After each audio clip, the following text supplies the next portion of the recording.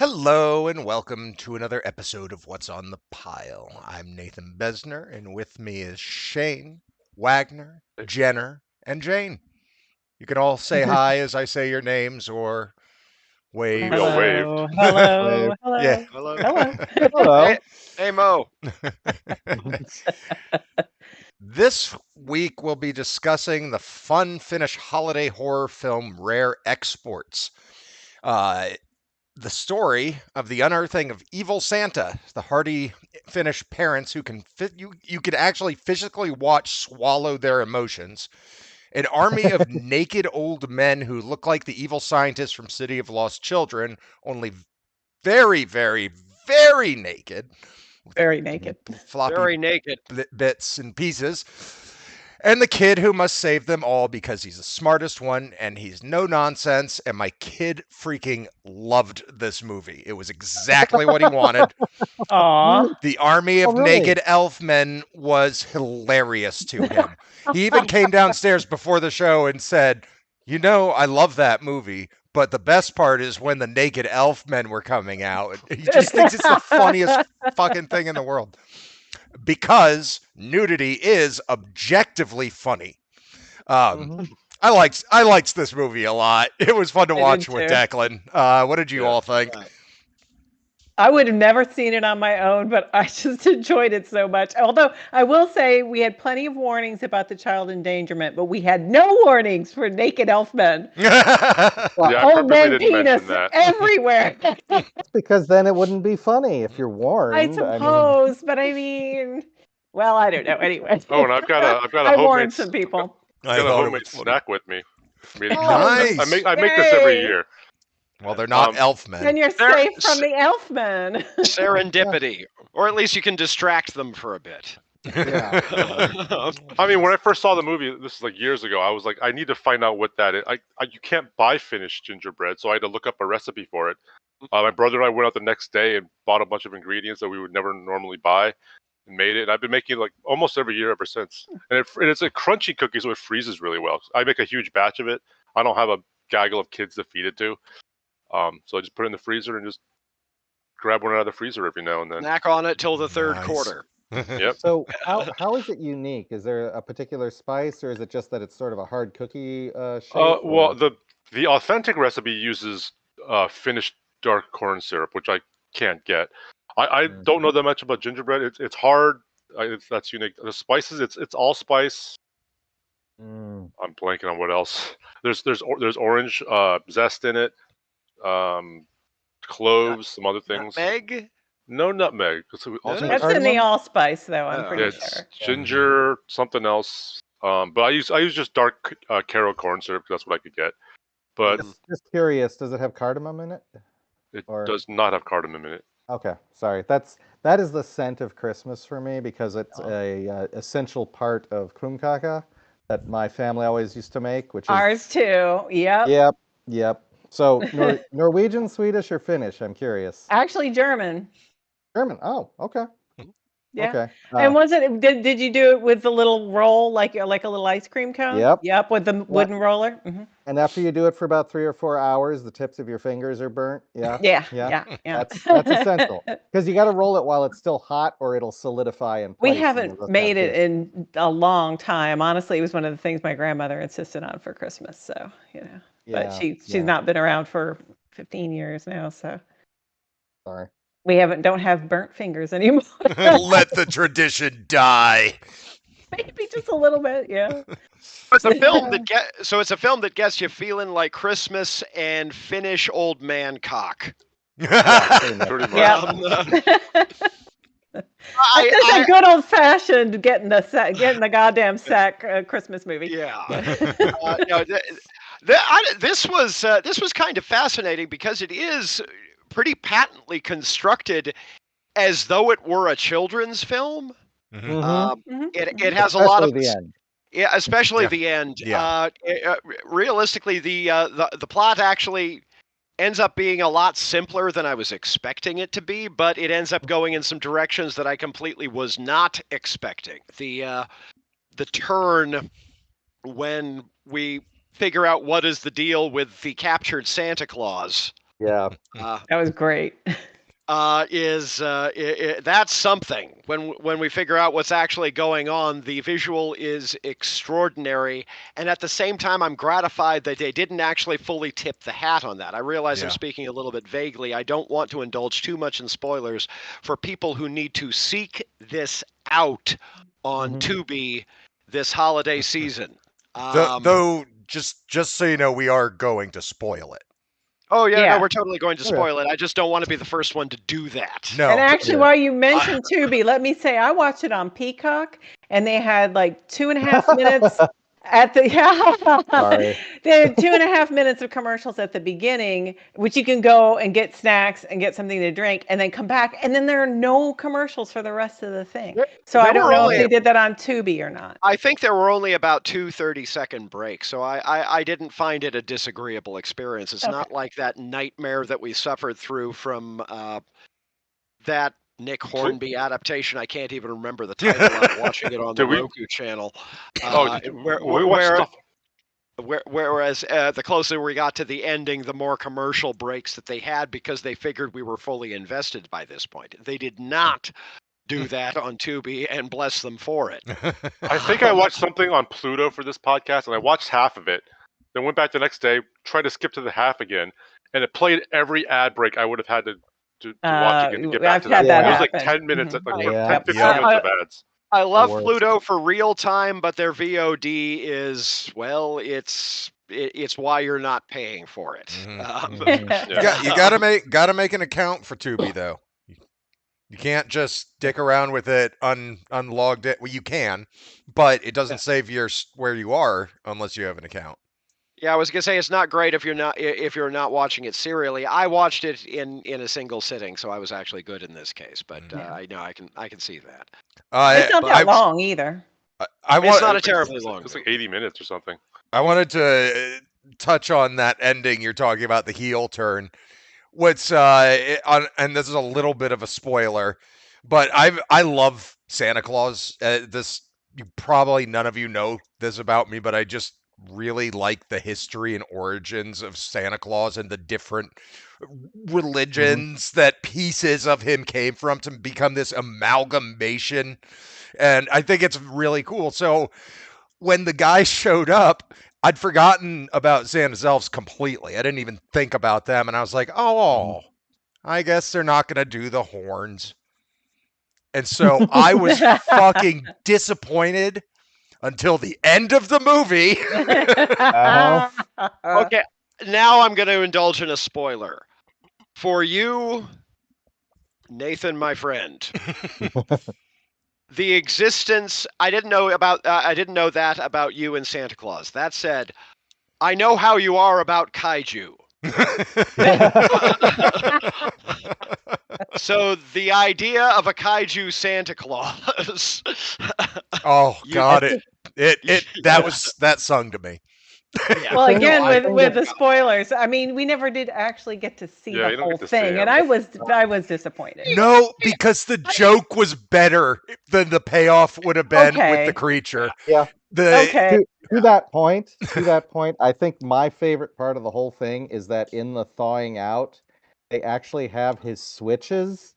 Like he was frozen in like a picture frame of one of the old wood carvings with his bundle of sticks for thrashing the bad children, and the sticks were slowly thawing out first. Yeah, yeah. Yeah, that's hilarious. There are some beautiful touches in this movie. I'll speaking of Elfmen, wonderfully Danny Elfman-esque score in this. Not too profound, but that continuing leitmotif that it had, that sort of theme of wonderment, felt very Christmassy and very Danny Elfman-ish in the best possible sense. I would agree. No, with that. It was a good I would call this a children's movie that is absolutely not for children unless you want to explain a lot of things. I disagree. I think at a certain age, this is like Goonies level. And Well, when at a you look certain at age, it, that's fine. it's a PG-13 movie. And But with PG-13. With penises. Yeah. Yeah. Well, It's okay. We're more prudish now. Like a guy running around naked, we don't have to hide from people. Like a lot of people have penises, and we see them a lot. Yeah, there's About nothing half sexual about it. Yeah. No. There's nothing. If any, if anything, it's deeply anti-sexual. It's quite the opposite. Oh God, yes. it made me so uncomfortable. I was so cold. I mean, unless you roll with the old dude cock, no date, no hate.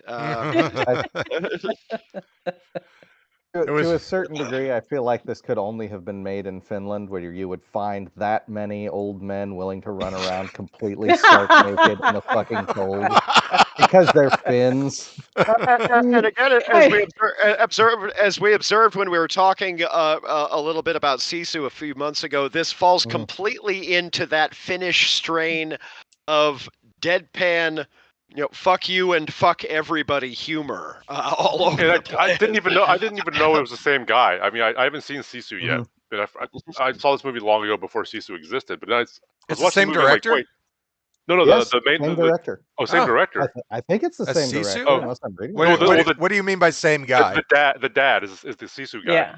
Oh, Yeah. that's the He's dad? He's the old That's what I guy in thought. Sisu. Damn. I kept going, I know who that guy is. I know who that. Oh, Yeah, I thought that was the guy in the fucking- poster or the trailer for Sisu, and I looked it up and it was him. I crap. thought that was what's his face, who is super popular, where he plays like blind murder man, and you don't. Man. Stephen Lang? Yeah, I really no. Is it? Yeah, Stephen Lang. I think so. That's who I thought it was. Get a little bit of gristle on there, and Well, I mean the American industrialist heavy, the guy who set the whole plot in motion. I thought for those first few shots that he was actually Bob Odenkirk doing a bit. yeah, exactly. You see what I mean? Yeah. I do. So apparently, Finnish cinema has an equivalent for everybody from over here. Yeah, all in the same. Yeah, I was getting kind of a Thomas Jane vibe from him. I mean, Except women. Except women. There are absolutely no women in this movie, which is Not one. No. odd enough in its own right. Yeah, Amelia not so interested in this one. Really? Yeah, Really? kind of walked out, got bored, went to text with her really? friends. Yeah. Oh. I mean, she likes it when there are girls in it. She doesn't like movies without girls. The only one she was okay with was The Thing. Was it because all the men were being eaten? Excuse me. Yeah, she thought it was hilarious. Does she have a take on Lawrence of Arabia yet? She has not seen it. Okay. However, Just curious. She also really likes anything that has to do with gay people or LGBTQ people. Anything from that community is what she's super into right now, because apparently that's what middle schoolers talk about now, is like their sexual identity and shit. Because every day she's like, I talked to my friends about, I think I might be pan, or it's really interesting to me how open all this generation is with each other, and I think it's really cool. Yeah, no, more power, Yeah. more power to him, absolutely. So we've been watching a lot of gay movies recently, and so that's why she was bored. But we did watch Single All the Way. That is a Christmas movie on Netflix. Yeah, we saw that with Bob. Oh, okay. Didn't That's a we? Hallmark? It's one of Bob's favorites. That's the one with the two dudes who are roommates, I and think, wasn't it? No. the guy who No. one guy is in love with. The guy's boyfriend, turns out the boyfriend's cheating on him, so he goes back to have Christmas with his parents with his roommate, who's his best friend, who through the rest of the course of the movie they learn, oh wait, maybe we are in love, and they have like cute. It's a romantic Yeah, comedy. I did see that. I There's a haven't seen that lesbian one that we saw That with was Bob that he liked. Happiest Season? I don't think we saw that with Bob. We saw one with Bob with lesbians, and it was Christmas, and it was really nice.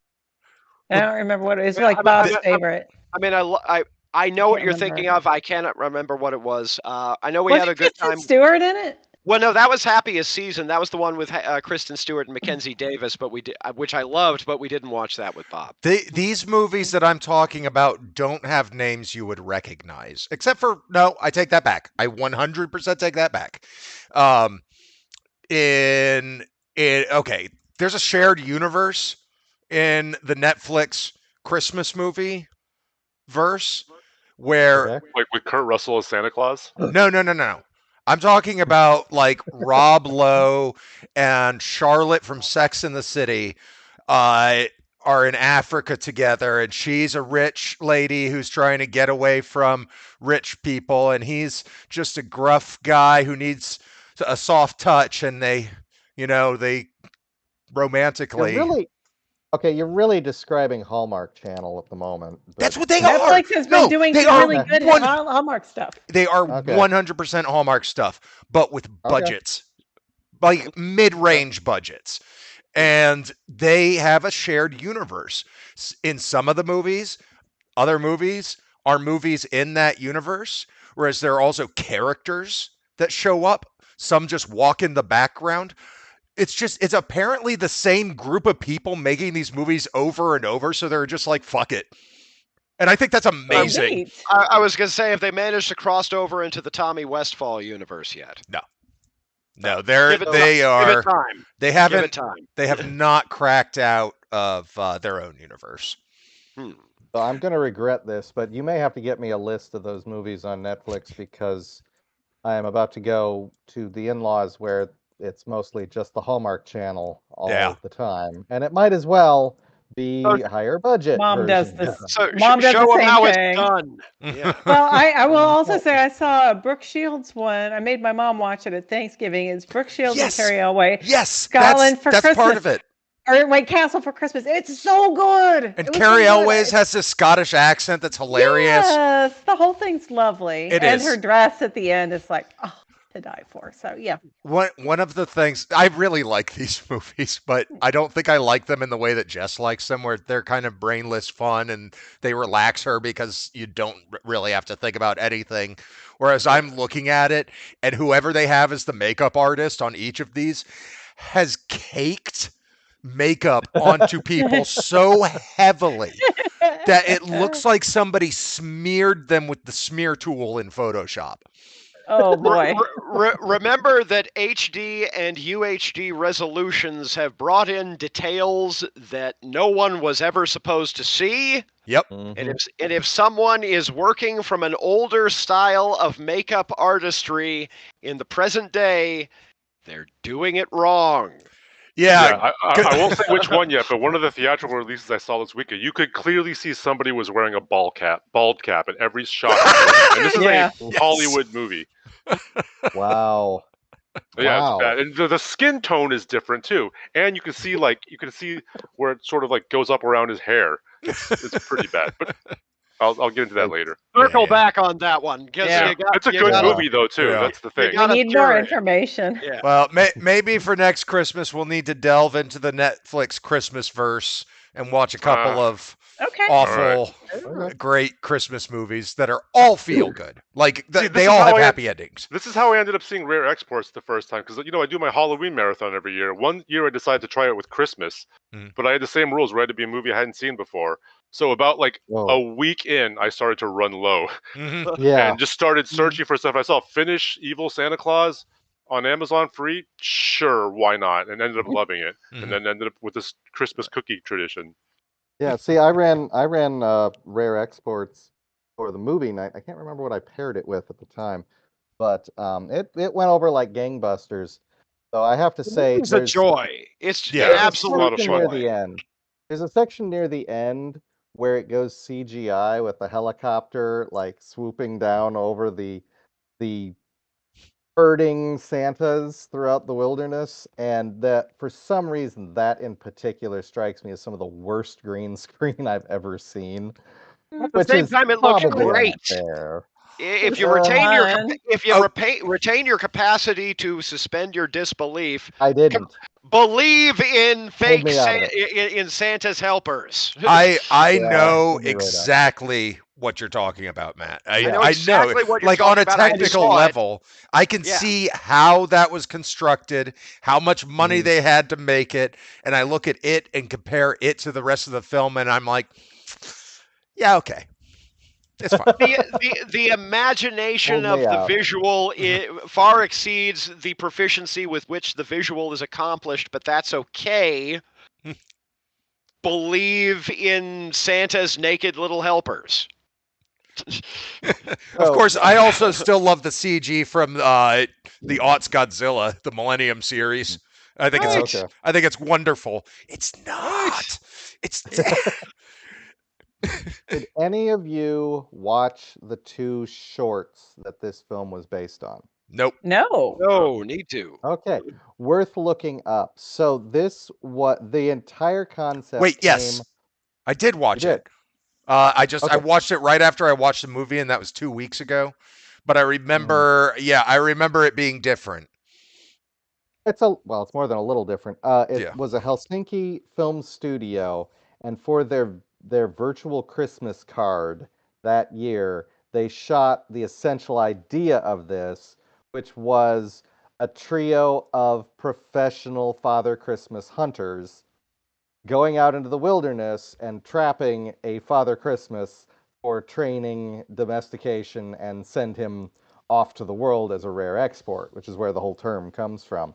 And the second one was So Finnish. the second one. Well, yes, because my understanding is that Finland is of the opinion, the deeply, deeply held opinion that Santa Claus is theirs, that Santa Claus is from Finland because they have the reindeer, and don't challenge them on this point. But the second short was actually even more amusing because it was the year it went wrong. And during transport, transport of one of the Father Christmases, some of the sailors misbehaved, and he came out of the box like he was fired from a catapult. Yay!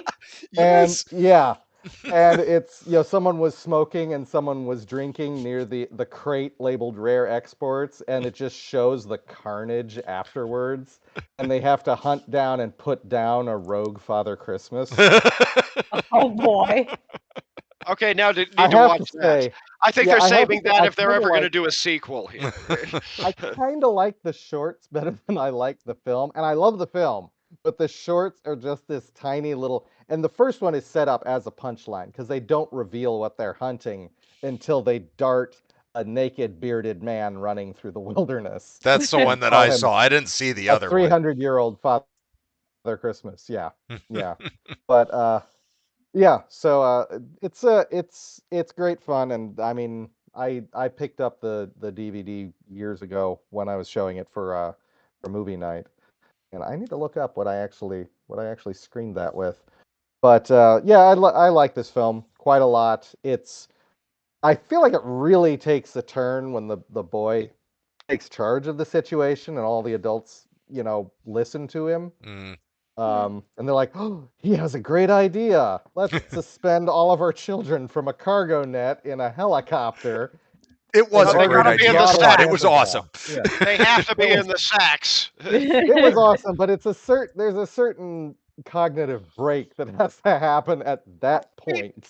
The kid is a little whiny up to that point. I can Yeah. kind of understand the adults kind of not paying attention to him. At the same time, his face turn, when he's like, it's either me or Santa, I suggest it be Santa. That was fun. I didn't take him as whiny. I took him as like giving up. Because his dad, where his dad Yeah. was emotionally and whatnot. And anytime he would try to tell any adult anything, it never happened.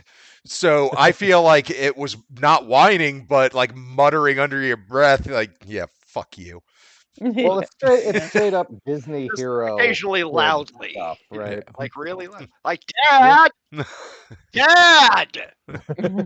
Dad! But a lot of that sort of thing. Yeah. Well, I'm pretty sure if you wanted to tell your dad, by the way, that guy is real Santa. I know this for a fact, and he will fucking kill you. And so he's like, Dad, listen, Yeah. Dad, What's the you fucking Well, idiot. His hysteria is understandable. there was a His podcast hysteria I is listened accountable. There's a podcast I listened to several years ago that said, growing up as kids of the '80s, we have a certain movie advantage over the generations before. So, my Dad, there's a monster under my bed. Well, shit, son, we're moving. We've seen too many of those movies. We Nice. know how this is going. Get the GTFO.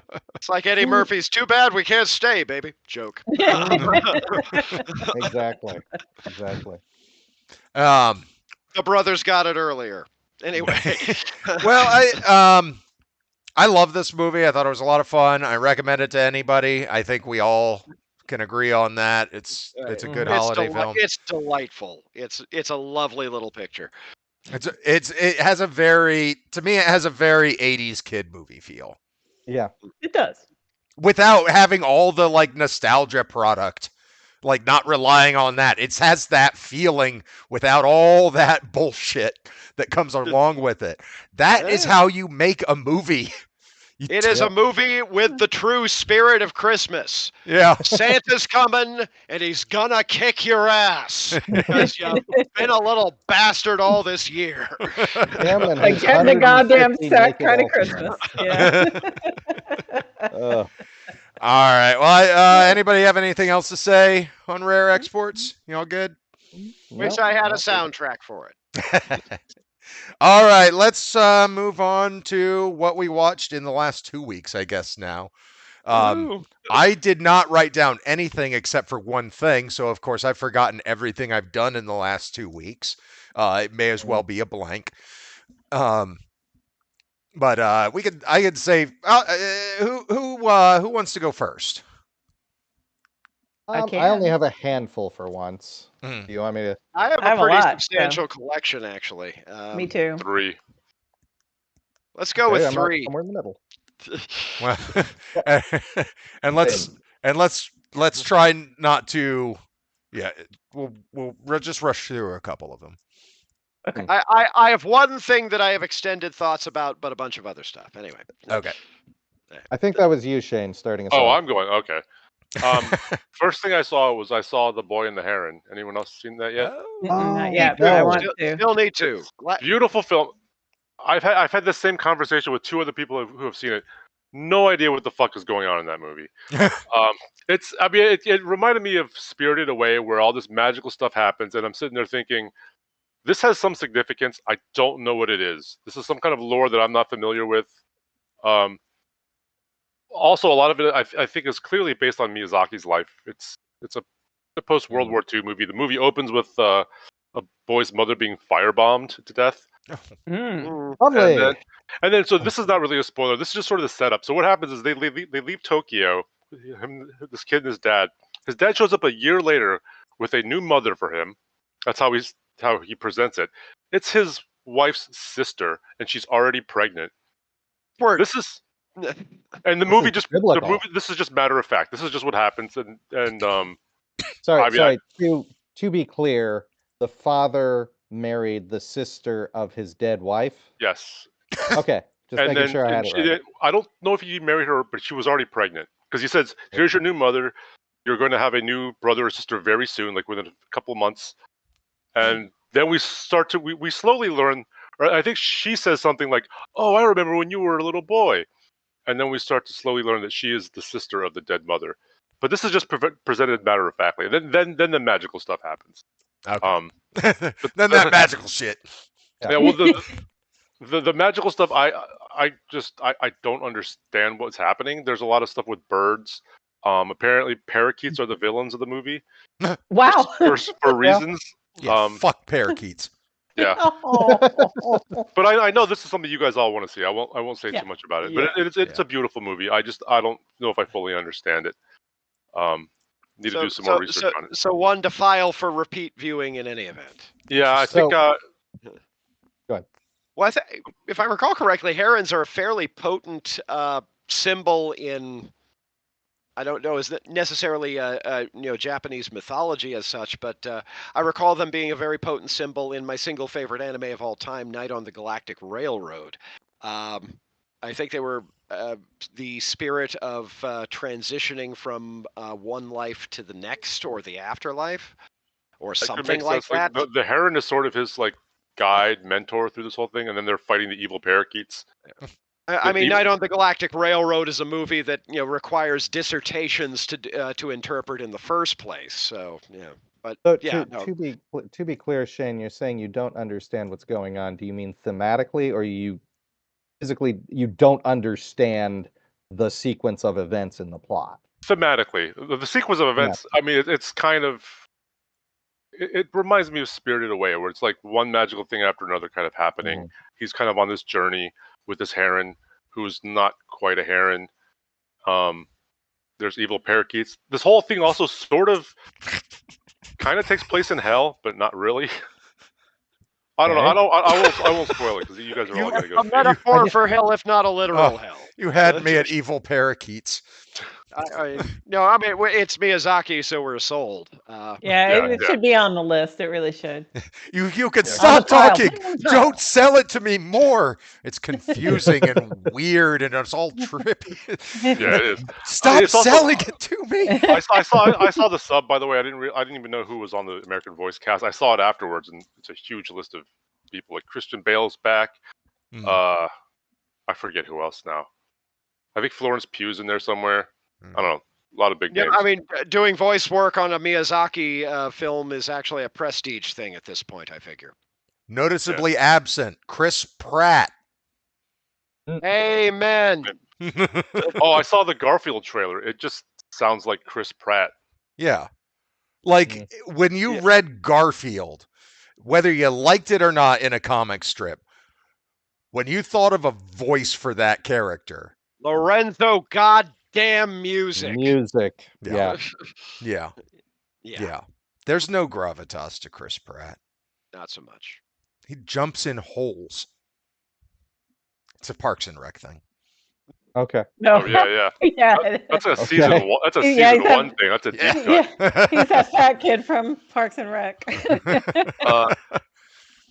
The other thing, well, I've been watching a show on Amazon called Daisy.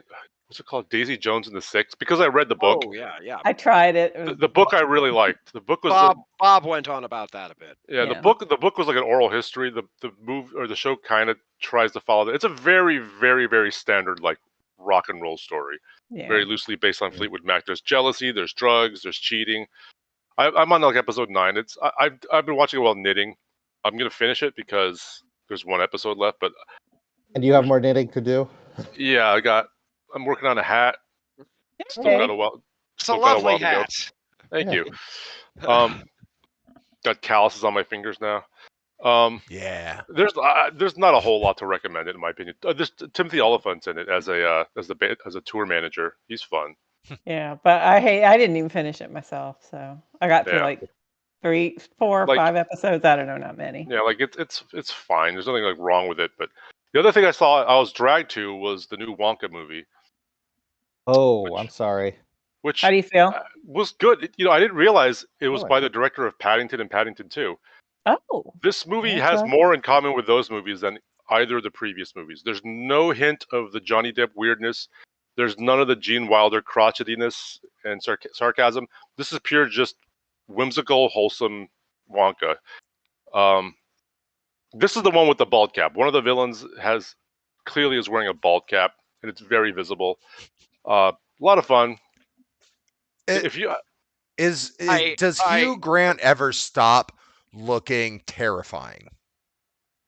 do you think he looks terrifying in that? I Yes. thought he was delightful. I think he every trailer I've seen of the animation has just skeeved me in a way that I can't explain. He just looks so odd with it's his real face. It's not, they didn't Yeah. proportion it down. They scaled it down to this little body, and it's just like a caricature of him, and oh, it's so weird looking, and they did it as real animation. I mean, I've seen a few clickbaity articles going around that apparently he hated every second of working on this film. Like it was his least favorite Wow. film well, experience ever. his performance is great though. I think. Did you guys see this? Kind of went viral a couple years ago. I think Hugh Grant was on like the red carpet for the Oscars or something, and Oh, some yeah. reporter came up and asked him some. That was last year. Yeah, okay, last year. Some insipid question. He just did not give a fuck, and it was hilarious. That's him throughout this entire movie, but it works for the character. Well, apparently he did none of the body work. He's literally just a face. At this point, I think Hugh Grant is in that half-past give a fuck point in his career. He's not in it a whole lot. It's like 90% the Chalamet show, which this is the first time I've ever seen him not play a dick. And I think he does a good job. I didn't want to see the movie. I actually enjoyed it quite a bit. It's very, like I said, it's if you like the Paddington movies, if you like that kind of tone. I do actually. I still haven't seen them. They're on my list. The Paddingtons are lovely. Yeah. I hate both previous Willy Wonka movies. Really? Well, I only hate not the Gene Wilder one. I like the Gene Wilder one. You shocked Jane so much she hit another octave. I love it. It was amazing. Absolutely fucking despise that movie. Excuse me. One of the cats took a dump. Don't worry. One of the cats took a dump, and it smells so bad. I'm gonna be sick. So I'm gonna go spray. I thought she was making fun of you. Yeah, me too. I smell it too. I thought that was a fuck you, Jenner. No, it's one of those movies that I still think is best appreciated as a horror movie, but even as a horror movie, it's fucking obnoxious. I fucking hate every goddamn second of that piece of shit movie, and I don't really like Tim Burton's movie version even a tiny little bit either. I didn't like that at all. Yeah, I like the moments Christopher Lee was on screen. Did anybody actually like the Tim Burton Willy Wonka? Are there defenders? Because I've never met one. I hated it less than I hated the original. I fucking love the original. You're in the minority on that one. Yeah, I'm aware of that. I just saw that a couple weeks ago. I am absolutely aware of that. I think this one's playing as a prequel to the original. Great. The original movie, not the original book. The book I haven't read since I was I read 12. it about 2 months ago, so it is. It's a little quirkier. That the original book is a little quirkier than the Gene Wilder version, and less pointed than the Johnny Depp version. I don't know how else to put it. So it has much more of the randomness and wordplay that you find in Roald Dahl's books, than doesn't really translate to screen quite as readily. But I can see that. One of the fun things to notice about the original movie with Gene Wilder is that he never blinks, and it's super creepy. I mean, That's awesome. Watch. I mean, I was pointing it out to Connie, and she was like, "What?" I don't even necessarily think it's a bad movie. I just hate it. We all have movies like that. Yeah, I think we can all relate. Like that. Yeah. By the way, Skip says Willy Wonka so bad Jenner gets sick. Clickbait headline. Oh. That'll be our title. there you go. Willy Wonka so bad Jenner gets sick. Thank you, Skip. Love you, baby. Yeah, so those are my three. So I enjoyed Wonka a lot. I don't know if it's for everybody. I don't know if it's for any of you, but I think I'm going to avoid it on general principle, but I'll freely allow for the possibility that it's a perfectly adequate piece of filmmaking. I'll wait for streaming. Yeah, I'll watch. It was a lot of fun, largely out of curiosity, because I did a thorough dissection of the original two, compare and contrast, trying to break down why I felt the original that the remake was so inverted of the original. But that's a thesis I'm not going to get into here. I won't bore you all with it. It's a personal thesis that you keep to yourself. I have lots of those. I'm saying that do. I have a million of those in my head. I want to write a paper on that, and it's filed away. The original is about a person who grew up into an adult yet managed to retain everything that was good about being a child. And the remake is a person who grew up into an adult and managed to retain everything that is bad about being a child. That's I can why see he's that. a That's neurotic. interesting. He's a I can neurotic, see, I can like see Michael that. Jackson there. mess Mhm. in the remake. Mm. But in the first one, he is handing over his empire to a child, and his response to children rushing into danger is, "No, wait, stop." And it's just watching them charge off to their doom. So that's the short version. And that's what I All right. liked about it. All right, I'll go Who's up next. I'll go next because I'm going to be quick. I have watched only one new thing because I rewatched every Godzilla movie. So I've talked about them a million times. I don't think I need to do that again. So I watched with the family Candy Cane Lane. Anybody hear that? The Eddie Murphy movie. The Eddie Murphy yes, movie. Yeah. the Eddie I'm Murphy told movie. I'm told it's appealingly bonkers. Eh, Yeah. Mediocre. not. it's a movie. I didn't Is it laugh. better than Spirited? Yes. Yes, it See? was. Fucking love Spirited, so Wait, Jane, were you I not watched here it last week? again. Jane Yeah. was not here last week. And not here the last week. stream didn't get recorded.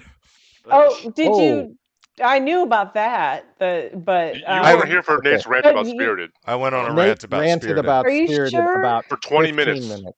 Oh, Yeah, okay. 20. I love Spirited, so I don't watch it again, and that's on my list as well. I mean, I've seen it 5 times, and it's only been out for a year, so I yeah. hate it so much. I was singing the songs all afternoon. Today. That's how this sticks with you so well. I hate them all. I especially hate the song that says, "All right, Will Ferrell, it turns out that you don't have to be good all the time. You should be a little bit evil to feel better about yourself and have a balance." And I'm like, fuck you. That's not what the goddamn original is about. It's not about the good people needing to learn their own balance. It's about rich wads getting taught what they need to do by society, by a fucking supernatural force, which is the only way you can do it. And it manages to take that message and make it into a product that has like a copyright and a registration mark and a trademark all over it as they show their Pepsi signs and shit in the backgrounds. And We started it up again, didn't we? oh You God, totally did. it just oh Cranking you my up. God. Wind you up, make you go. God. Yep. Opinions Sorry. will differ. Absolutely, it is. And now that you say that, I actually 100% agree. I just love the singing and the dancing. Yeah, that's fine. I just love it, and I also just really liked the chemistry between Will Smith and what's her name? Will Smith is in it? Not Will Smith, Will Ferrell, Will and Ferrell.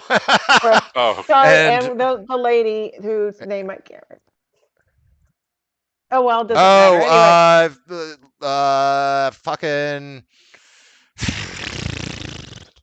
it doesn't matter. from But- The Help, right?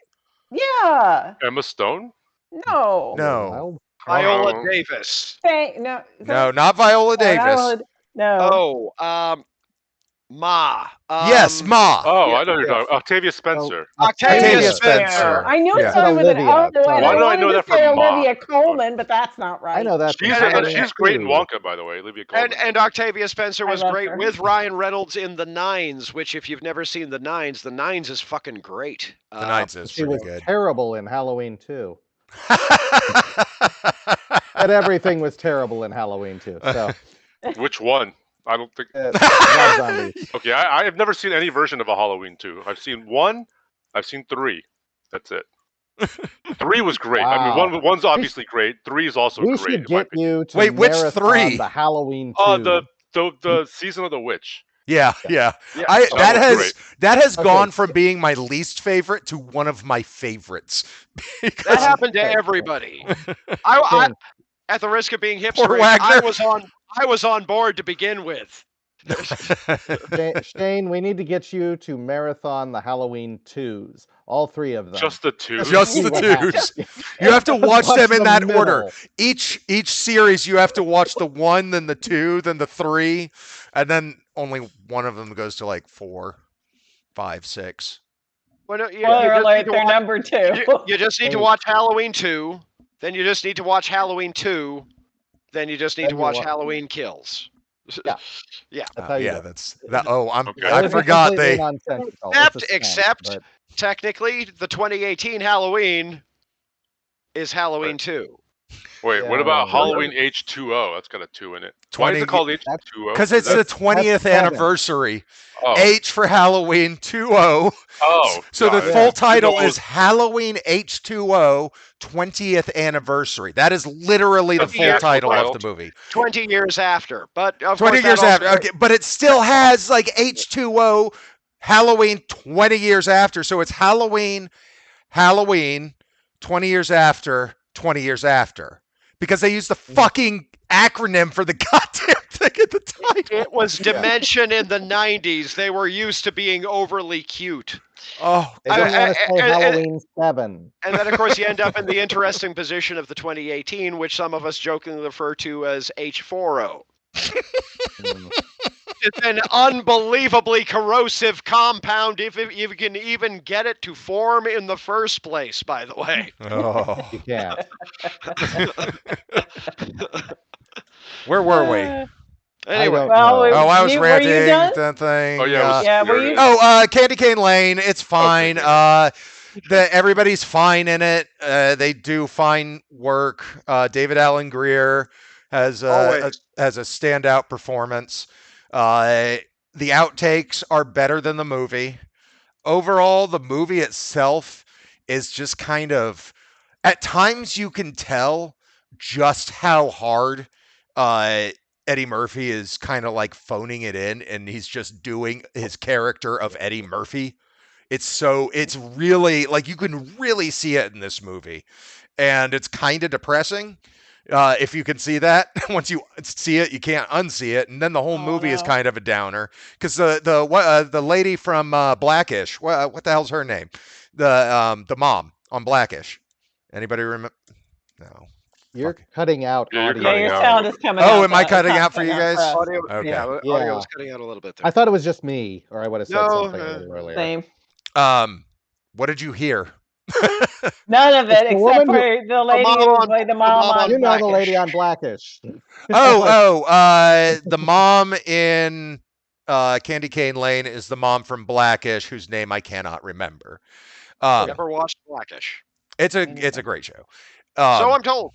Been meaning to get to it. She's great in it. She does not phone it in. She gives it her all. The villain is she gives it her all, but every single joke is from like 1972, unless they do like a fart joke. And I love fart jokes, but Who doesn't? it's got to be a good fart joke. There is a majesty to a good fart joke. A fart joke that can make everybody laugh is achievable. It is. It's all about timing and achievable. timber. It is. You see, that's a good fart joke. Ah. Or that's a good joke about farts, which will suffice for me. I don't know what the fuck I There, was no, talking there, about. there, Something- there are good there are good fart jokes. They are not widespread, Thankfully. but they do exist. Uh, I read this article about the history of the fart joke and flatulists who would go and perform farts. oh, the fartist. Oh yeah, Fart- the yeah. fartist. I've heard fartist. about him. Yeah. Yeah. And this is the guy who performed in front of the Queen. Lepetomane. What? Lepetomane? Yeah, that's it. Yeah. See, I know. And that dude could make symphonies with his butthole, and objectively funny. That is objectively objectively a talent. Yeah, it turns out he had this weird mutated air cavity like around his anus that allowed him to store air and release it however he wanted. And he could spit out water like hundreds of feet. I think he was a mutant. Let us recall Dante's Inferno, in which we find out that the demons will actually sound their trumpets by placing them against their assholes. That is in Dante's Inferno. Okay, then. That's amazing. There's a lot more in there than people give it credit for. You kind of got to read past the verbiage they're using, but yeah, it's in there. Yeah. You know, you remember our friend Don Wells? Yeah, of course. Studied for an upper degree in grad school, studied Dante and went to Italy and got to study like the original texts and learned all the language and everything. And it was just phenomenal. No, he always I knew it. Never mentioned the asshole thing, the trumpet asshole. Oh no, he never mentioned that. No, not once. That's what I was getting at. Gotcha. I mean, I learned that from my class in college on Dante's Inferno. So, this is a dozen years ago now, but I believe I remember it correctly. I remember when I was a kid, my mom was doing a thesis on Bruegel. And whenever my friends would come over, I'd pull out her Bruegel notes with the pictures of all the villagers and everything. And there's always one or two of them just shitting in a corner or just pissing in a corner. So like it's like Where's Waldo? You look for the one that's pissing or shitting, and so I had all my friends around it, and I was like, "There's one, and they were like, "Wow." Like that's some wicked humor. Turning kids on to art the meat and potatoes way. Right. Yeah, there you go. Anyway, where are we at? You were finishing up Candy Cane Lane, and then Candy Cane Lane. I thought it was mediocre. I didn't laugh once. My kids fucking loved it. Jess didn't give a shit. That's my review. Right. There's no reason to watch it. Was there anything else except that it's free on Amazon? Yes. Wait. Is it Amazon or was it Netflix? It's Amazon. It's Amazon. Huh. I don't even remember. Yeah. If you have Amazon, it's free. And yeah. Was there anything else on your list today? No, we've watched it. Well, other than the Christmas things we already talked about. Well, okay. The Netflix Christmas movies. All right. Right. You want to go next, Andy?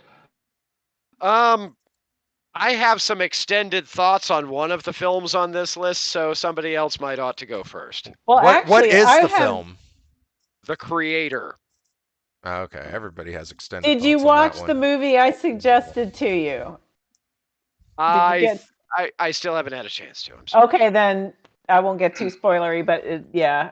But I also wanted to make sure that if you had seen it, we could discuss it. Well, I'm interested in The Creator. Should I be interested in it? Should I remain interested in it? I have extended thoughts on the subject of that picture. All right, so if it's... I think that's a yes. Okay. Every review I've read has been boiled down to pretty but unsubstantial.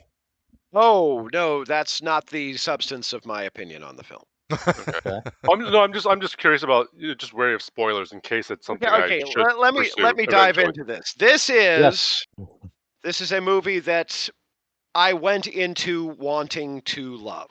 I loved Gareth Edwards' Monsters. I liked Gareth Edwards' Godzilla. Yes, I liked it. I loved. That's Rogue not. One. No. You in this house, you do not apologize for liking a Godzilla movie unless it's 1998. Fair enough. That's not a Godzilla movie. That's a Zilla movie. Thank you. Yes. Anyway, sorry to interrupt. I just no. That's all right. So I went into this hoping to love it. The trailer looked intriguing. It looked a little cliched. I'm going into this thinking I'm hoping there's more substance to it. Reading up on the background, apparently this is a movie that only cost about 80 million, which, having seen the movie, is extraordinary. It is visually absolutely amazing, especially given a relatively small blockbuster budget at this point. It is extremely well acted, and the visuals are absolutely faultless. It has a relatively low key by his standards, but solid score by Hans Zimmer. It is supremely well directed by Gareth Edwards. It has a screenplay that is co-written by Gareth Edwards and Chris Weitz, and this movie is infuriating. Okay. In what I way? have not seen a major motion picture in longer than I can recall in which so many people so consistently not only do the same stupid thing over again, but know full well that the stupid thing that they're doing over again is the same stupid thing that they did last time that got their friends killed. I So don't know if history. I don't know if it's a stupid movie or a movie about stupidity, but it's I cannot think. I am told that the movie's 2 hours and 15 minutes long. I am told that the assembly cut was 5 hours long, and I can only assume that the missing 2 hours and 45 minutes of the movie were people, dozens of characters in this movie, turning directly at the camera and explaining what the hell they think they're doing and why in the hell they thought that was a good idea. Wow. This is a movie in which the sheer motivations of the characters, the reasons why they are doing the specific thing that they are doing, is so unutterably inexplicable. I can't think of a movie that I so enjoyed looking at that I have nevertheless wanted to dive into the movie just to punch the hell out of the characters in the movie. Ugh. So basically, what you're telling me is now you know how it feels to people who hate Prometheus. I haven't seen it, but I've I have heard thoughts similar on things about Prometheus. I'm not I getting will, into it. I will accept the dig there, but no, worse. Oh God! No, here's the thing. I will accept the shortcomings of Prometheus, but there are other aspects of the film that actually manage, at least in my estimation, to transcend that. This is a movie where tanks the size of a fairly large warehouse-sized building somehow manage to roll into Asia, and people not only don't know that they're coming, but haven't figured out how to stop them from getting that far in the first damn place. This is a movie where AI cannot shoot straighter than a goddamn stormtrooper. Wrap your mind around that shit. So the Mortal Engines. The Mortal Engines was Citizen Goddamn Kane compared to this movie. the Now, end don't of get me wrong. Game of Thrones. I don't Now, even know what this movie is about. This is great. No, don't get me wrong. I liked the Mortal Engines. It's not great. Why?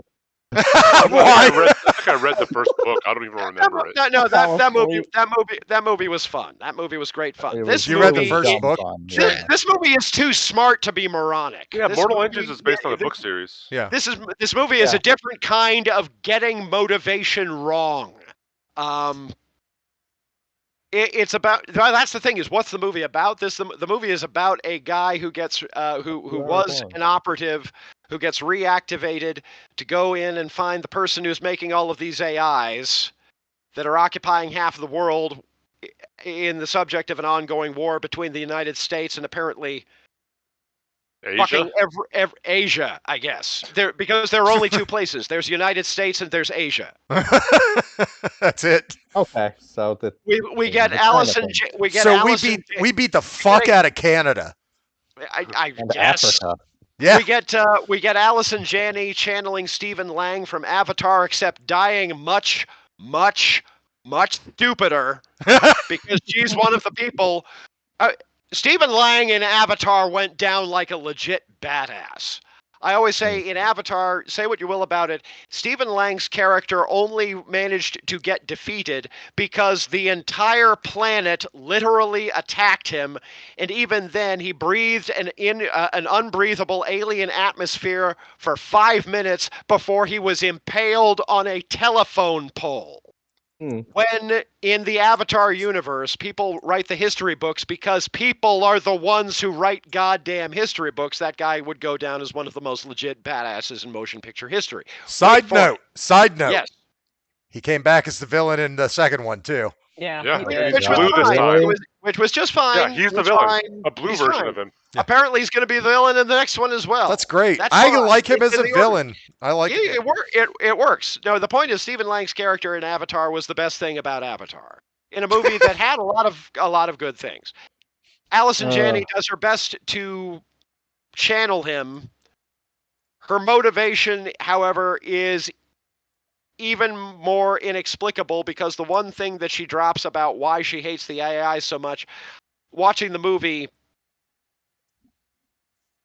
I don't believe her. Either that or the movie doesn't believe her, but it doesn't actually establish why it doesn't believe her. But in the meantime, her death is so unutterably fucking stupid. We define stupidity, or one of the classical definitions of stupidity, is doing the same thing over and over again and expecting different results. That's insanity. Yeah. Okay, so the movie's insane. No, insane is fun. This movie's just stupid. But it's gorgeous to look at and listen to. And it actually the definition of stupidity is no. Yeah, okay. It does manage to gin up some suspense in the climactic sequences, even if you know exactly how it's going to fucking go. We have a main character, or more precisely, a second main character who keeps forgetting they have superpowers. It's like every Jedi ever. Yeah. Yeah. Oh, and then they have books that are like, well, he couldn't run fast here because he'd used his force energy, and actually he should have meditated like Qui-Gon. Yeah, no, that's kind of how that's how you restore your power, because it was in the video game. That's kind of how the little kid actually works in this. Little kid keeps forgetting to save everybody. Remind me to explain midichlorians to you at some point. No.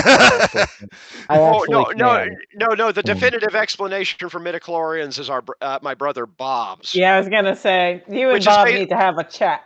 Yeah, the midichlorians were a con that the midichlorians were a con that the Sith introduced into the system to find out when the Jedi were stupid enough to fall for it, to indicate that they were ripe for conquest. That's the short version. There's a reason why it's called midichlorians. But we'll come back to that. We'll circle. No, the point is the creator made the creator made me livid. And it's rare that I am watching a movie and I am 45 minutes into the movie and I am saying, because I love movies, right? Yeah, rarely do you dislike a movie, even when they are really bad. And everybody else hates it. You find good in it somehow. Except for Willy Wonka. Okay, this is the week I get to hate on shit. Apparently. I don't hate it. It just made me angry, which is not exactly the same thing. Because I'm like 45 minutes into the movie, it's like, why would you do that? But what? Why would they do that? What? Huh?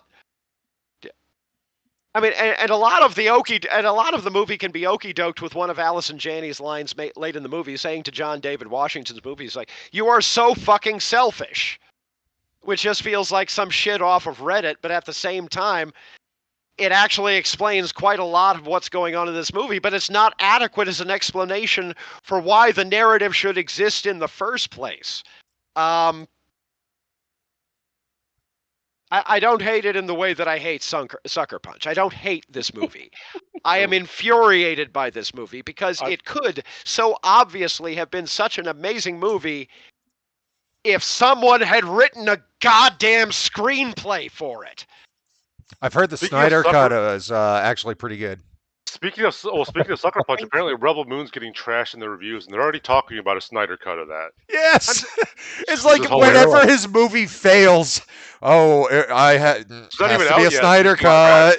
cut. Going back to Snyder needs to learn to make 2.5-hour movies, not 5-hour movies, not 3.5-hour movies, 2 to 2.5-hour movies.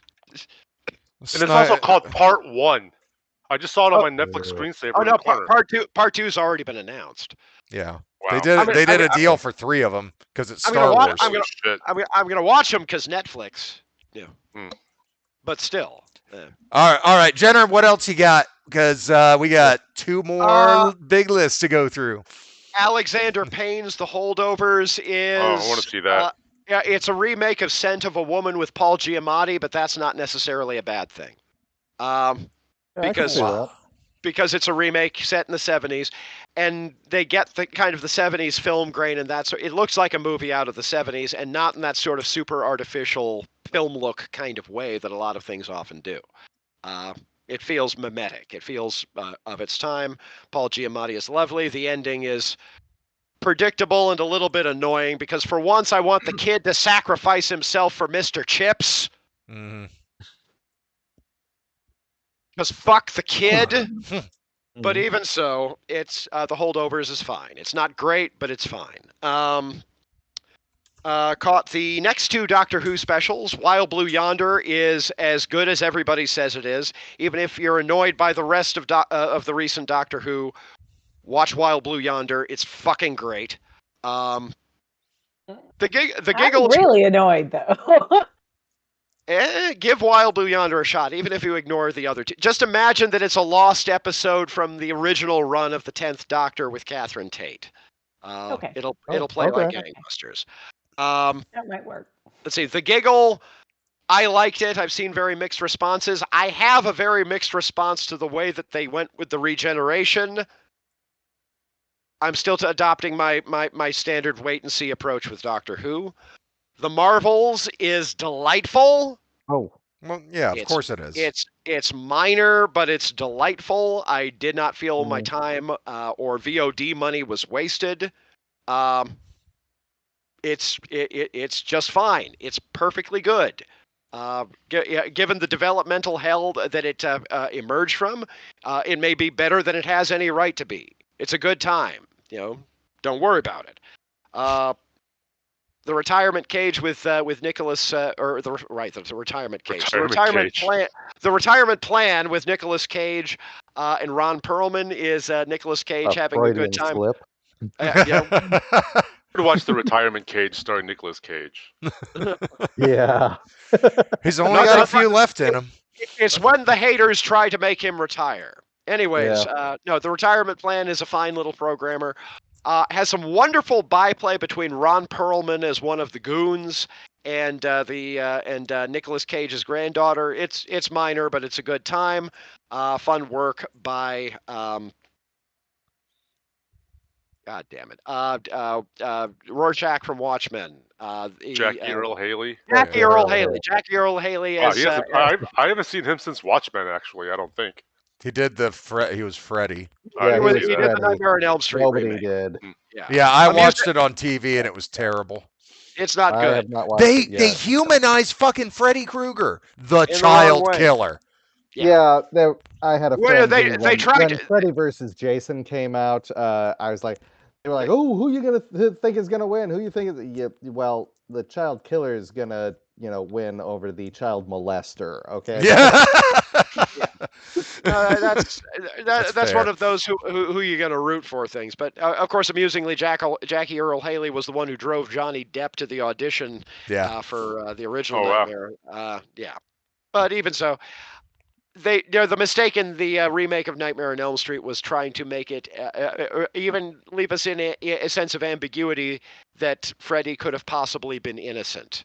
They spend 2/3 of the movie yanking us along like that, and it's like, oh no, it turns out that he was a child molester and killer. Well, fucking duh, he's Freddy goddamn Krueger. Yeah, what is this movie about? This is a movie that assumes that you are not familiar with the property from which it is derived. But I'm we're not. gonna put him No, on it the might have poster worked with on the me. skin and the claw. Like I- half I- of the zombie movies out there where they have to figure out what a zombie is because they exist in a universe where nobody knows what a zombie is. Never or say the disease Z theory, word. apparently. Yeah. I had a even- really Good. I had a friend I hadn't talked to in like 10 years contact me out of the blue last year. She was doing a thesis on Freddy Krueger, and it was about Freddy's popularity versus his actual crimes. And she said, "Well, you're a filmmaker, right? You know some other filmmakers." I'm like, "Kind of, sort of." She's like, "Well, could you get me an interview with Wes Craven?" I'm like, "Well, that's gonna be difficult." There are at least 2 reasons why that's not going to happen. Yeah, I was like, Yeah. and then she got all sad after I told her. Aw. But anyways, Like it was a one, nice conversation. I hadn't talked to her in like Yeah. 10 years. We reconnected a little bit after that. that was That's really funny. that's sort of sweet. If That is- Google is only a Google away, man. Yeah. IMDb is only a Google away. And also, if you were alive, you really think I could get you an interview with Wes Craven? that was the other reason. Yes. Well, the thing is, she thought highly enough of you that she thought Yeah. you could. I guess so. Yeah. Yeah. Anyway, Well, sorry, but just all- a little all- aside. all us Positive. film guys Positive know each side. other. Yeah. Yeah, that's Yeah. sweet. Do we all look alike too? Yeah. We kind of do. So the retirement plan, minor but fun, good time waster. The other interesting or particularly interesting movie that I saw this week was Where Evil Lurks, from the guy who directed Terrified, which we covered a while back on the Oh. program.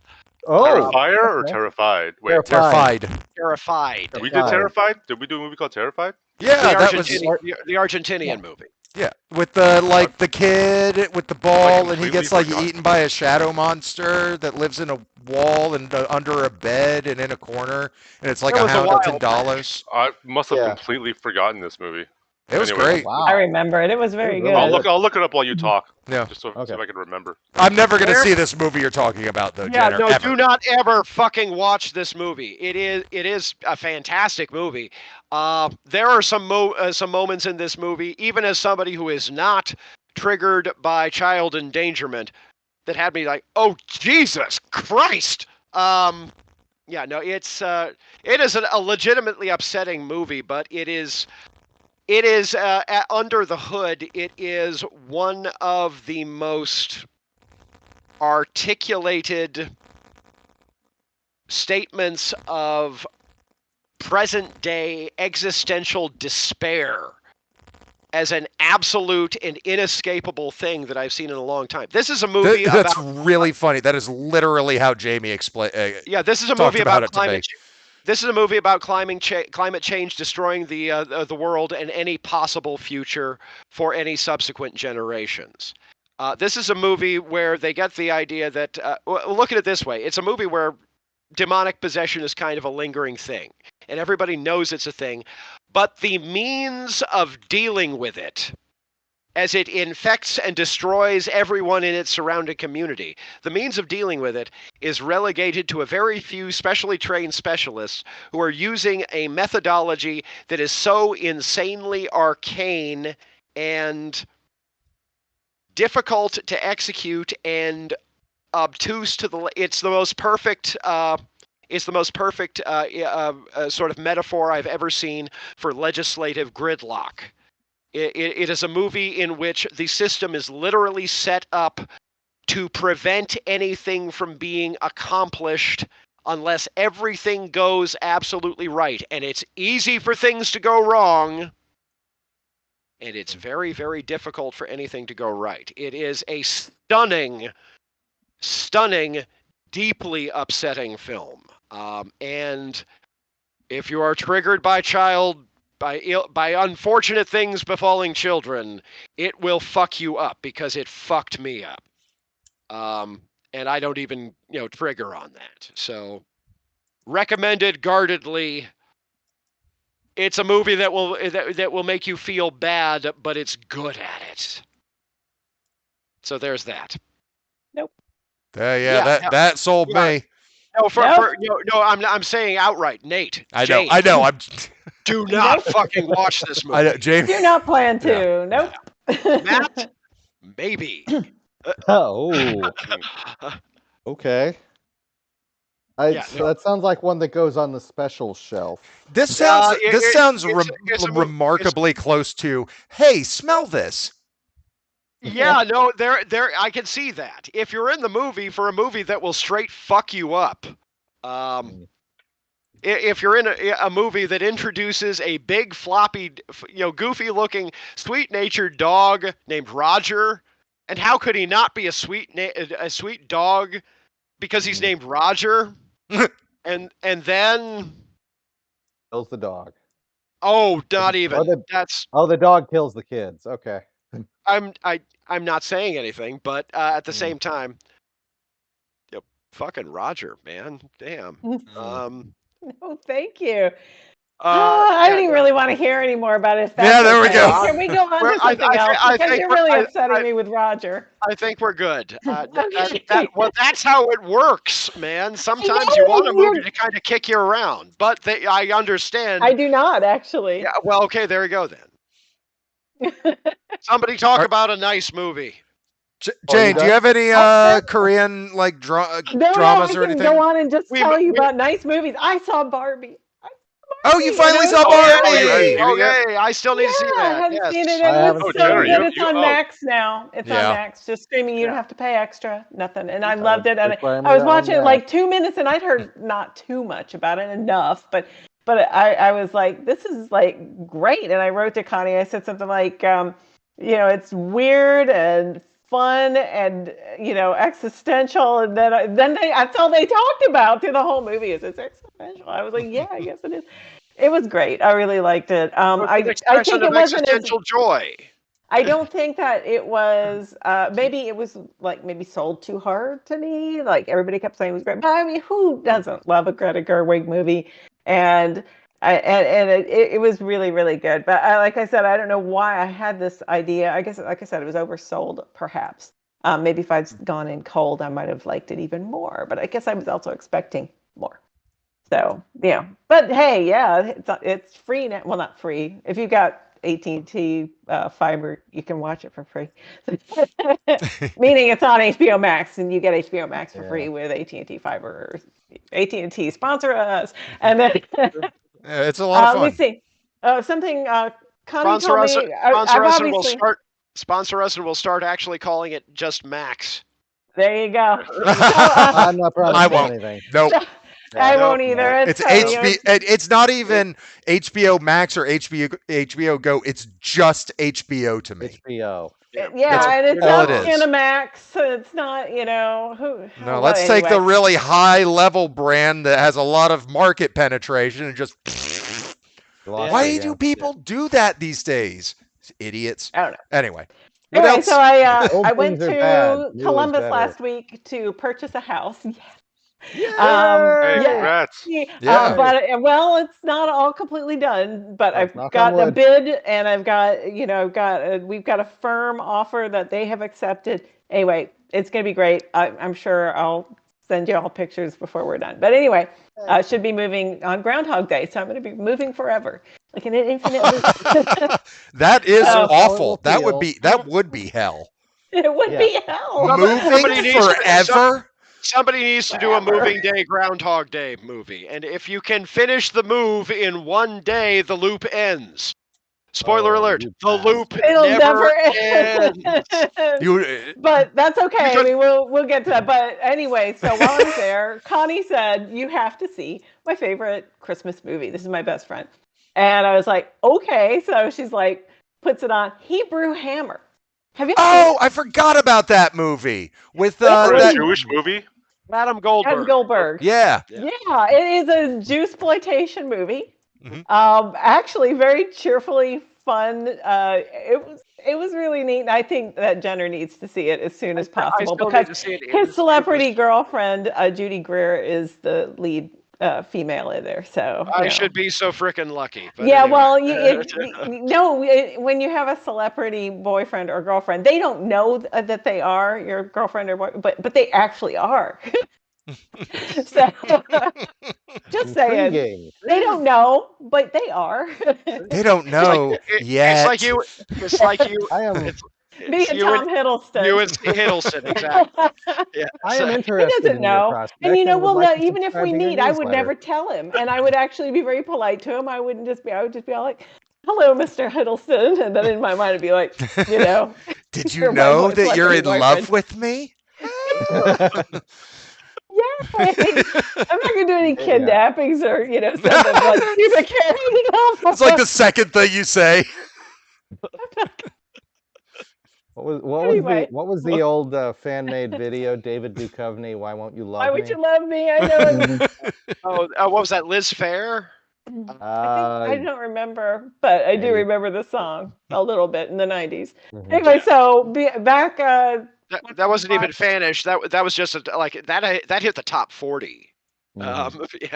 Anyway, But you do have to watch Hebrew Hammer, and it was very fun. And it has all these. If you carefully read everything that's in the background, it's great. It's just That great. was actually one of the first Comedy Central original features. Yeah. Was it? Yep. Yeah. No. Somehow I've never actually seen it, so that's I've- on my list. I've heard of it. That's as close as I got. I saw it the night that it first screened because I had put time aside to see it because I was heavy into blaxploitation at that point. Like I had a picture with Foxy Brown in my room and all that, and Nice. They actually even go kind of noir on this too. So again, Jenner needs to see this thing. Okay. Some of the references are very funny, and like references to not to other media, but like to culture and shit like that. It's very funny. Yeah. And then let me see Korean dramas. I watched one called Startup from beginning to end, and it was a modern day story that was actually based on a couple of probably more than two French literature pieces. One of which was Cyrano de Bergerac. And that was kind of funny because the guy who was supposedly Cyrano was super handsome. So I guess he was a little older. But Roxanne ended up falling for one of the three musketeers who were programmers. And anyway, the whole thing was completely implausible, but fun. It was kind of like fun to see those literary references, but I'm just not really big on French literature. So I have can't one. be completely sure. Somebody needs to do Cyrano de Bergerac, where Cyrano is handsome as anything and like everything, and the one that he's just dropping the lines to is just a putz. You Well, want to this flip guy this? was a putz, and I think. But that isn't that the point of the story? Yeah, that's the story. It is that he's, Yeah, that was that he's dumb, but that Cyrano isn't. Wait, you want to do? enough in his You want to looks. swap them? You want the guy to be like have a crazy face, but he can't say shit, so he's like the fucking Hunchback of Notre Dame, and some. I want a Cyrano de Bergerac and Quasimodo crossover. That's what I want. Okay. Well, it was actually the story might have not been close to that because. But the girls all up on Quasimodo. Yeah. I want to see. I want to see Cyrano de Bergerac recognized as one of the classic Universal monsters. So. Okay. I want to know the most important thing about a Korean drama. Who sponsored it? Right. Okay, so on that one, it's been a while and I don't quite remember. I believe it was probably a car company, but I know there was a lot of makeup in it. There's a lot of makeup in it. Subway ever but turned no up? Subway, no Subway. Oh. And I've been watching a lot. I'm going to move on to the next one. That Startup was really nice because the girl that the guy was in love with, her grandmother had saved his life basically, and he owed her, but she wouldn't let him pay him back. So he was trying to find her love and help, but at the same time he fell in love with her. So anyway, and he's trying to help the granddaughter. But anyway, we'll move on because I've been watching My Demon, which hasn't finished yet, but I believe the guy's name is Song Kang. I can't remember. I'm not quite sure, but he's the lead from Sweet Home. So I have to go and watch Sweet Home but I haven't gotten into Season the 2 second. on the way. Season 2. It's I out. think it's on. It is on. Oh, I just haven't oh, I watched haven't it gotten yet. to it yet, Yeah. but my demon is like that, and they again I can't figure out the sponsors on that one. Aw. It's just I've watched a couple of them lately where That's like leaving out the meet cute scene in a rom-com. It's exactly that. I know.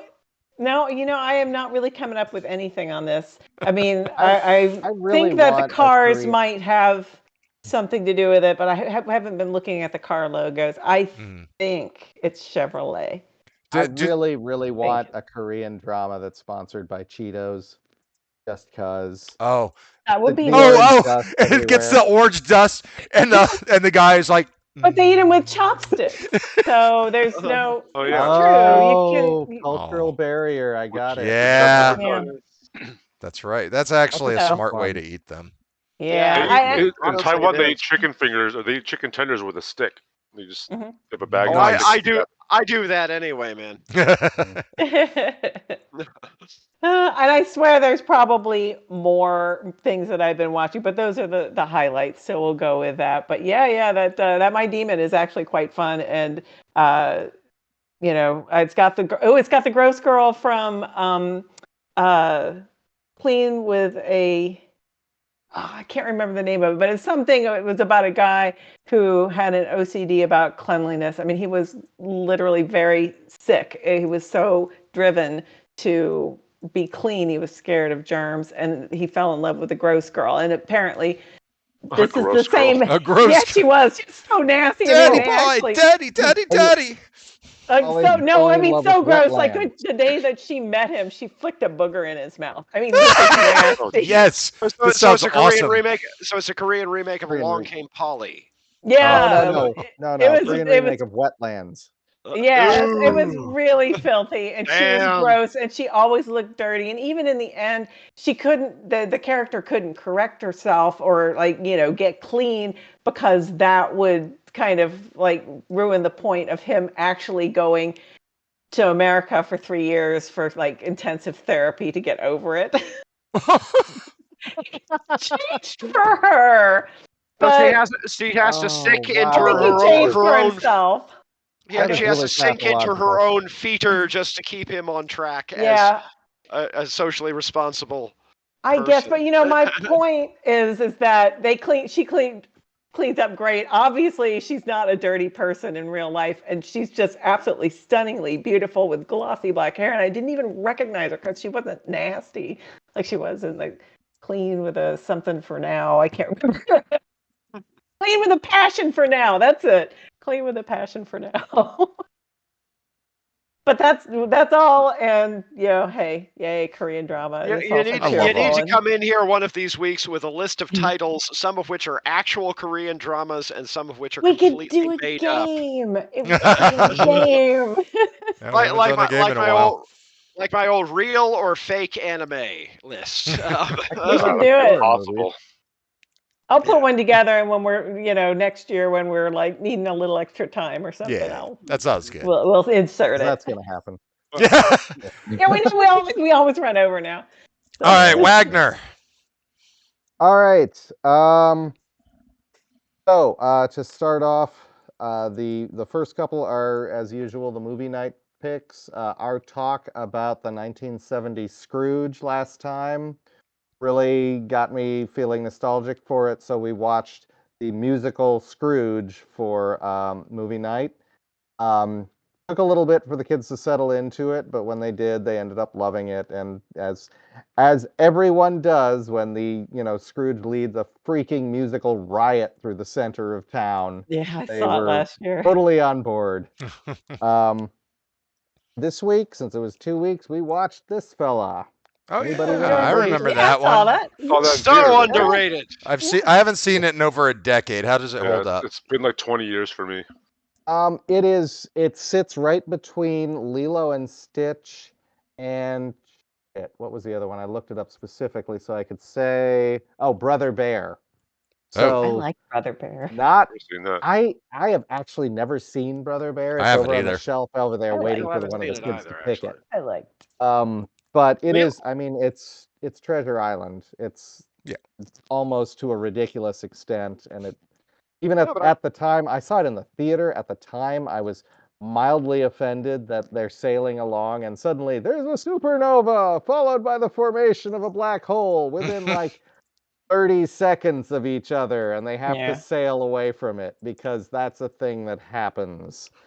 Um, Side note: Treasure Planet was the basis of a brilliant, incredibly entertaining to play real-time tactical PC game. oh Whi- wow, Really? okay. which should have more of a cult reputation, as Treasure Planet itself has developed a cult reputation over the years as well. That and Atlantis really seem to be the ones that the millennials really stump for as not having gotten their due. I saw Yeah. that one in the theater. I thought it was Mm. fine. So Treasure Planet is fine. There's not a great deal to recommend it. It is one of the earlier attempts to really integrate CGI into Disney filmmaking. There was a little bit of it in Lilo and Stitch. There were a few objects which, if you watch closely, slide around independent of the people holding them in that very computer-generated, trying to meld with normal animation style. Was that before or after Tarzan came out? Oh, it's got to was- be after, That was right? after, yeah. Yeah, Because quite a bit I after. remember Tarzan when it came out. They had the technology they were using at the time for that was deep brush, so they could take their layers of A animation. multi-plane camera. Yeah, pretty Mhm. much, pretty much. Yeah, yeah. To move But it. no, this is yeah. like fully CGI bits because Long John Silver in this one has a cyborg arm that like Oh, flips yeah. around and is a Swiss Army knife of stuff, and all of the bits with the arm and a couple other objects on screen that the characters sort of grip. It's subtle, but if you're watching for it, you can spot where it slips a bit. Um, so it's interesting on a technical front. I can't really recommend it. It's Joseph Gordon-Levitt and Emma Thompson and Martin Short and One who's could the do one? worse. Yeah, I mean they're all good actors. What was a freaking? There was one other, Roscoe Lee Brown, Oh, who, if I nice. remember, yeah, who plays not a particularly big character, but it's just nice to see him still getting work. And Patrick McGowan, Michael McShane, Wow. a rogues gallery. Kids liked it because it ended on a charging action sequence of the ship trying to escape the exploding treasure planet, because of course it does. Nice. There's not a lot to recommend it. There's kind of a reason why it's been forgotten, but it's still enjoyable Like I enough. say, it has its stumpers. hmm I'm surprised to hear that, actually. I was under the impression most people had entirely forgotten about that film. Well, most people did, but it has a very, very vocal set, particularly amongst a particular collection of millennials that will ride or die for that movie. Yeah. That and Atlantis. Yeah. Atlantis I could see more of. I don't know. People have been But, trying to convince me that Treasure Planet is good for a long ass time, and I think it's just fine as well. I mean, for my own part, Battle at Procyon, the game, was frickin' fantastic. But even so. did I talk about the Marvels last time? I think I did, didn't Yeah. I? Yes. Yeah, I you did. did. Okay. I wasn't here, so I don't know. Couldn't remember. 2 weeks. I can't remember what happens from 1 week to the next. So all I've got left is two other things. One is the third season of Hilda dropped. Have any Yeah. of you watched Hilda? That had a third No. season. I've seen We still parts of haven't it. seen. We still haven't seen the movie that capped off the second season. They had a third season. Yeah. Yes. So Shoot. this is God the damn thing, it! I'll get because to it.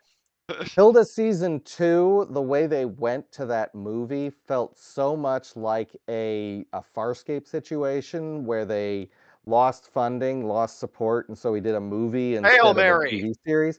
Yeah. Except the third season of Hilda is 7 regular length episodes and then an hour and 15-minute long 8th episode.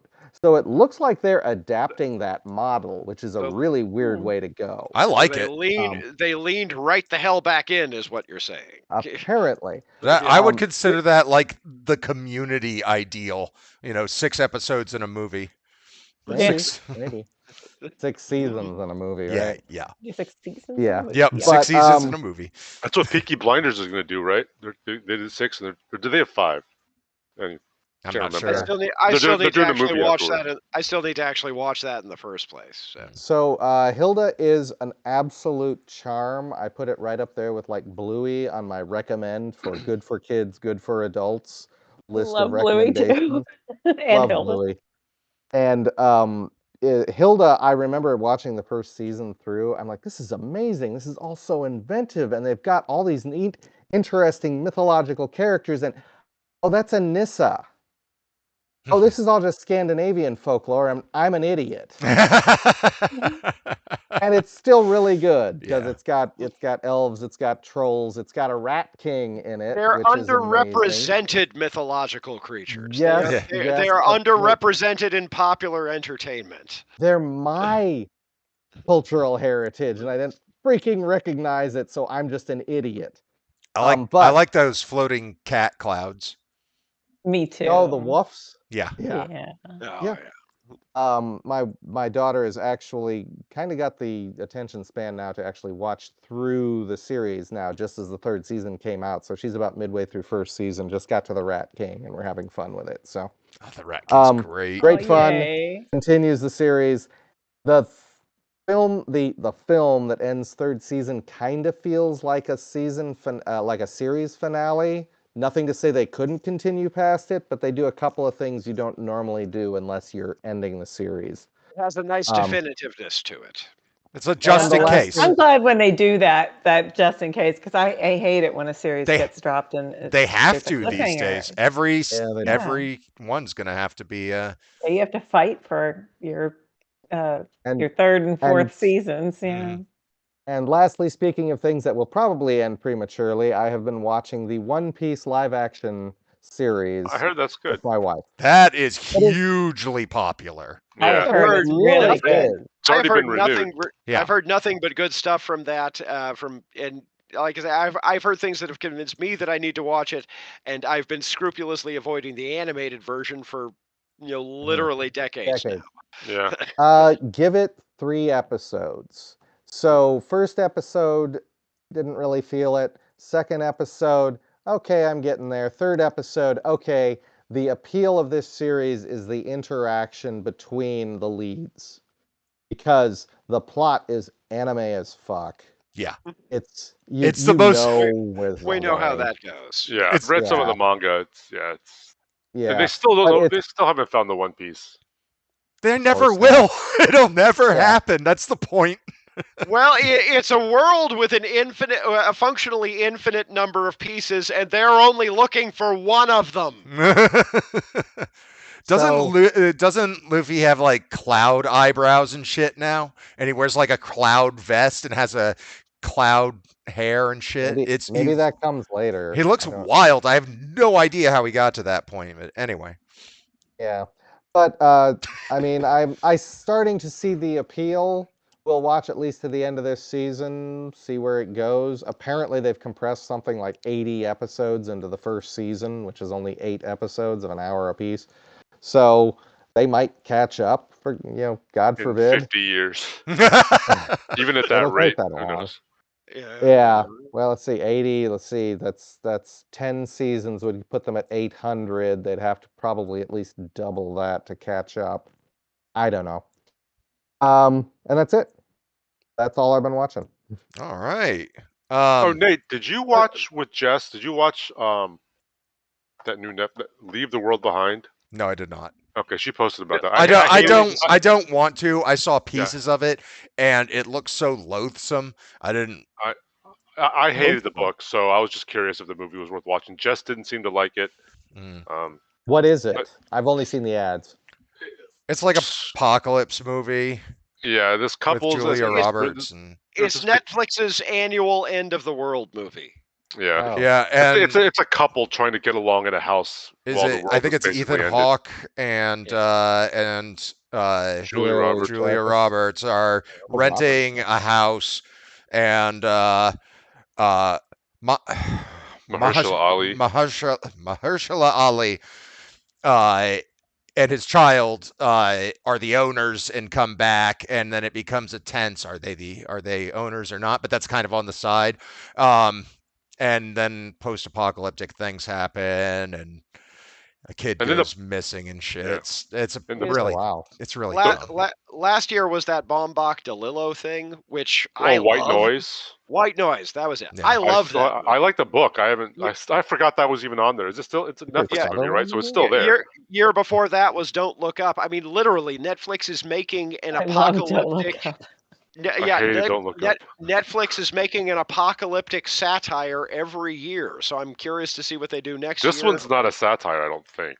I'm sure it's a satire at some. Every apocalyptic movie is a satire at this point because that's the only way we can cope. It's not a satire. It's a message movie. Yeah, that's what the Message, book it's- felt too. Message itself is a form of satire in this day and age.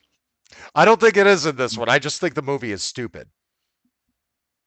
Fair enough. But it's by the guy who did Oh, Mr. I'm sure- Robot, I'm- right? I'm Which I sure haven't I'll seen. get- I'm sure I'll get to it at some point. Yeah. And to be fair, I've only seen pieces of it. I don't have any right to. I haven't seen the whole thing. But Jess certainly didn't like it. I'll get her on here to talk about it if we get to that point. I did want to bring up one other thing, which I don't know if any of you saw on the news that Godzilla -1 is doing fucking amazing.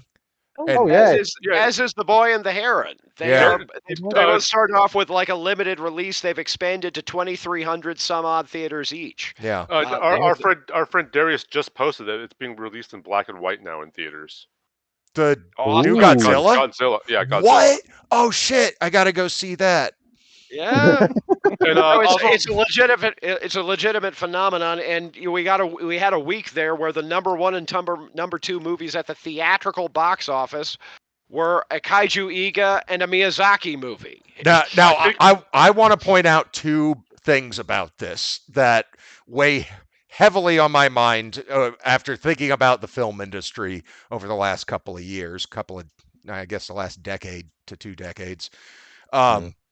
When asked, what do you? Don't say if you already know, but what do people think the budget of Godzilla -1 is? If you have seen trailers or anything like that. I don't know think what it looks is. like. I'd guess 120 million. I don't know. When asked by a reporter if it was true that the movie cost $15 million to make, Ooh. the director said, "I wish we had that much." Wow. That's how much Wow. that movie was made for. The director is also the visual effects guy right there on set. So he planned shit out perfectly. And it is just an experience. Like The people last who time hate... that happened was Skyline. Or Sky sorry. Captain too. I guess Yeah. Sky's at Oh, that. that's Sky Captain. Yeah. Just don't put Sky in your title if you're gonna do it yourself. Sorry. Not Well, I drawing mean, any I comparison. mean, the Spearig brothers made Undead on a Pentium 3. Mhm. So I think that in a year where multiple $250 million movies just tanked so bad that people got fucking fired for it versus a couple of cheap ass movies like Five Nights at Freddy's that cost less than 20 million. It was like $5 million to make that one. It turns out, there you go. It turns out that you can make movies for cheap and make a bunch of them, and they can be good if you let people, have a wide range and be artistic with it. We don't need to make $200 million movies. this has been the Blumhouse model since the beginning. Like I say, make whatever you want. We'll give you $5 million. If And it does well, they've done so if- well. yeah, they have literally, I think, 2 movies that didn't make a profit. Ooh, which Yeah. ones? Gem ones and I was hunting. Gem and the Holograms, Ooh. and Sweetheart, which wasn't released to theaters, which is a pity because that was a great freaking movie. We Yeah. did Sweetheart. Yeah, We did. covered Sweetheart on the show. Oh, yeah. I missed Oh, that that Sweetheart Lady. Sweetheart Lady is Kiersey one of Clemens, the leads in Monarch, Monarch. Yeah, and Oh, she's okay. great on it. yeah. Oh, and here's No, the the other o- fun thing. Big stuff happened in the Godzilla fan universe. The Pink Godzilla happened, where conservatives started calling it Wokezilla and saying that he was going to be like bi or Gay- trans or something like Gayzilla. that. Yeah, because it had this Well, like he's a hermaphrodite. magenta. Yeah, yeah. It's like he's kind of asexual, always- dude.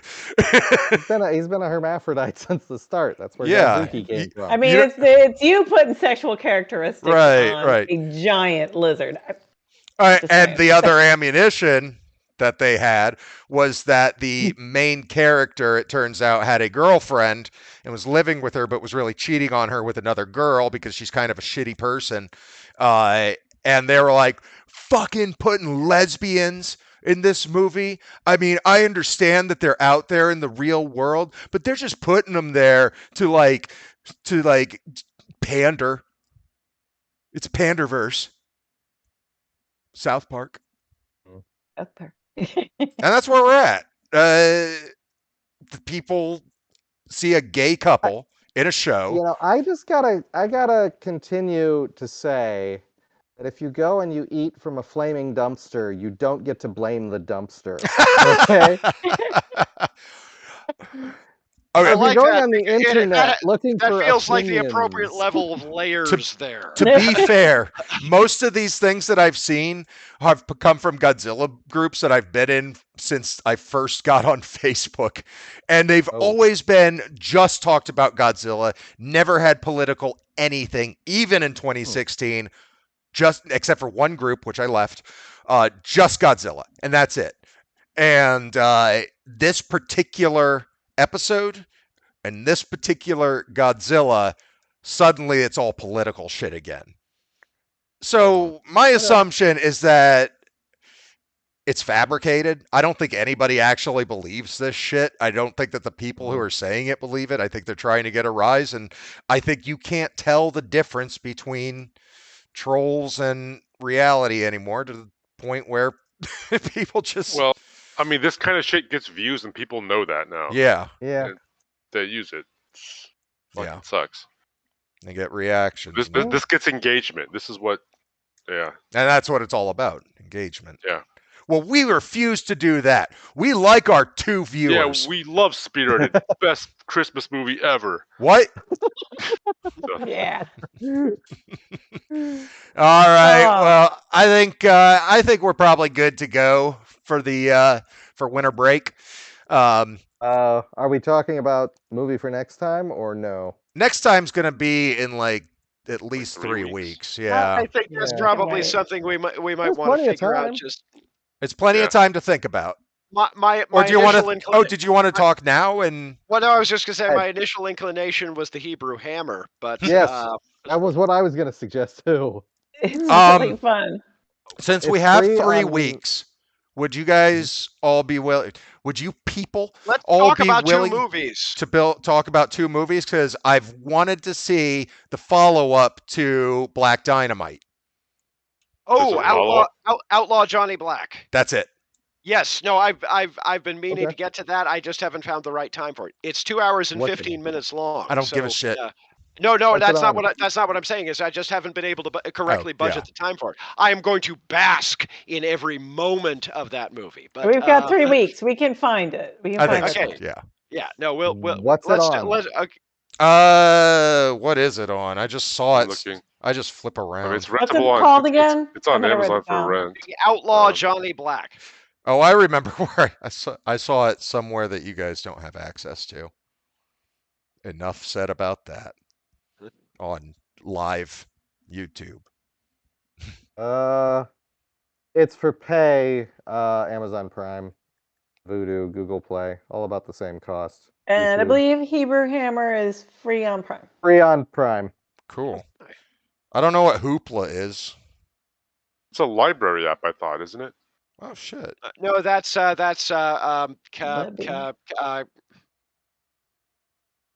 it starts with a K. I mean, I use. It's thought- a it's a Canopy. Canopy is the library app. This is all free with your library card. Hoopla is a library. Yeah, app. I've got Oh, Hoopla. nice. I've got Hoopla in my books category on my neat. phone, but I've never used it. Okay, I have that. Interesting. Well, it's on Hoopla. Okay. Otherwise, it's $4.99 to rent. Is everybody cool with that? That feels worth it. I'm Yeah. down. Well, you guys will have to rent it. I'm gonna Yeah. watch a different copy. All right, I guess we're doing a. I'm not saying anything. See how We're going back to the double say, feature model. See how I say nothing. We on our next episode in January, we will be doing a twofer with, I guess they're exploitation movies. Two exploitation movies. Yes. Feel thoroughly exploited. Yeah, or maybe I don't know, like satire. Satire. That's it. Satire. Oh, boo boo. Satire exploitation. Yeah. All right, that's enough. Good night, everybody.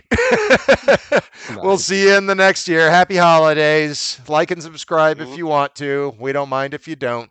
It's all good. Good night. And a happy new year.